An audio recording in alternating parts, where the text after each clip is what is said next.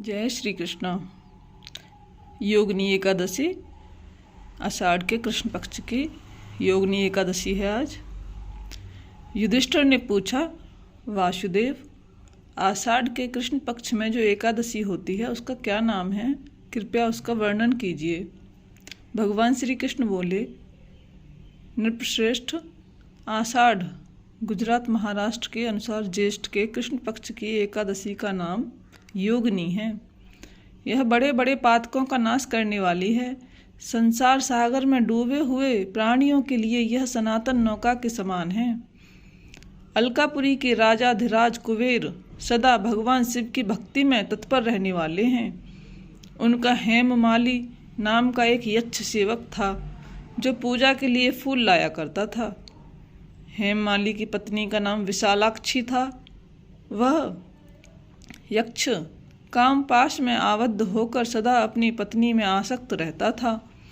एक दिन हेममाली मानसरोवर से फूल लाकर अपने घर में ही ठहर गया और पत्नी के प्रेम पास में खोया रह गया। अतः कुबेर के भवन में न जा सका। इधर कुबेर मंदिर में बैठकर शिव का पूजन कर रहे थे। उन्होंने दोपहर तक फूल आने की प्रतीक्षा की। जब पूजा का समय व्यतीत हो गया तो यक्षराज ने कुपित होकर सेवकों से कहा, यक्षो, दुरात्मा हेममाली क्यों नहीं आ रहा है? यक्षों ने कहा, राजन, वह तो पत्नी की कामना में आसक्त होकर घर में ही रमण कर रहा है।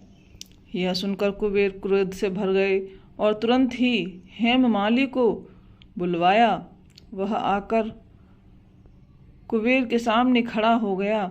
उसे देखकर कुबेर बोले, ओ पापी, अरे दुष्ट, ओ दुराचारी, तूने भगवान की अवहेलना की है। अतः क्रोध से युक्त हो अपनी पत्नी, अपनी उस प्रियतमा से वियुक्त होकर इसी स्थान से भ्रष्ट होकर कहीं और चला जा।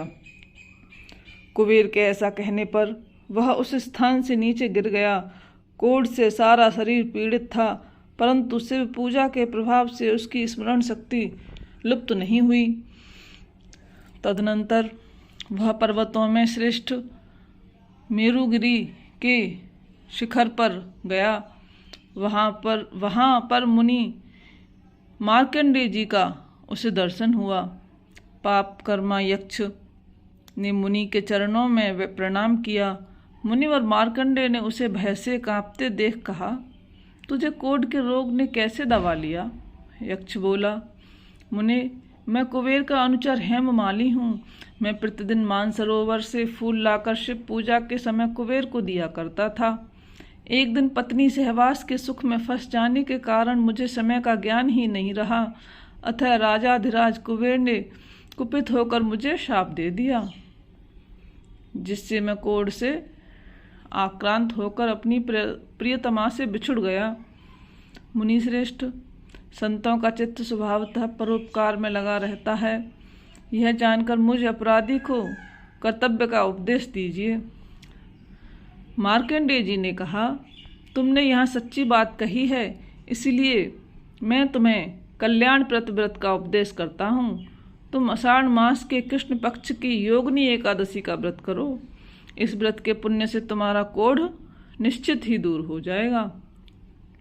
भगवान श्री कृष्ण कहते हैं, राजन, मार्कंडेय जी के उपदेश से उसने योगिनी एकादशी का व्रत किया, जिससे उसके शरीर का क्रोध दूर हो गया। उस उत्तम व्रत का अनुष्ठान करने पर वह पूर्ण सुखी हो गया।